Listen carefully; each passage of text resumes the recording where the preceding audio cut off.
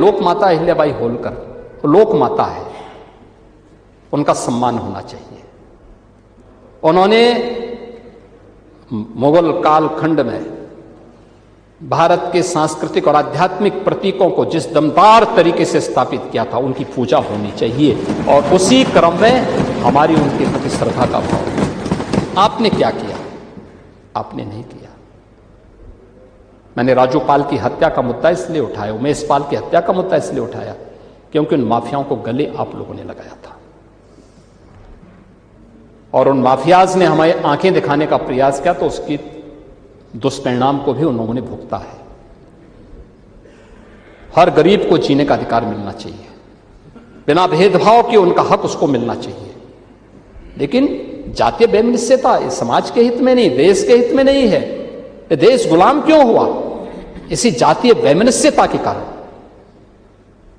इसी के कारण हुआ है। और उन जातियों को आपस में लड़ाने का काम, लेकिन तुष्टीकरण के नाम पर आक्रांताओं को महिमामंडन करना आज इस समाजवादी आंदोलन का मुख्य धंधा बन गया है। कब रंग बदल दे कोई भरोसा नहीं होता।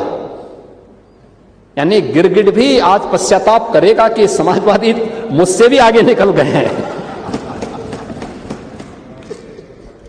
और इसीलिए अब यूपी के अंदर आज तो हमारे यहां एक्सप्रेस वे, यूपी देश के अंदर 55% एक्सप्रेस वे का प्रदेश है यूपी।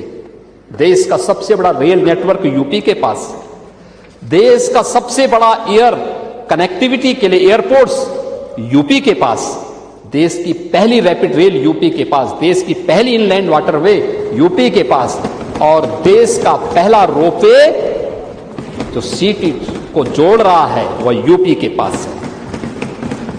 मेट्रो देश के अंदर सर्वाधिक सिटी में यूपी के अंदर चल रहा है। खन्ना जी ने अपने बजट भाषण में 4 कहा, लेकिन 4 नहीं है, यूपी के अंदर 6 सिटी मेट्रो के साथ वर्तमान में जुड़ी हुई है। और 6 ही नहीं, 7वां सिटी प्रधानमंत्री जी के लोकार्पण के बाद मेरठ भी हो जाएगा। देश के अंदर कहीं कोई इतनी इस संख्या में नहीं है।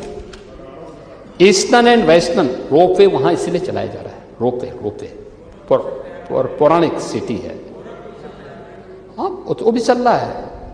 अभी हम कनेक्टिविटी दे रहे हैं, थोड़ा देने दीजिए ना, इंतजार करिए, अभी इंतजार करिए। Eastern and western freight corridor, इसका जंक्शन भी यानी लॉजिस्टिक का भी एक बड़ा केंद्र अब यूपी बनने जा रहा है। और इसी के साथ हम लोग जो हमारे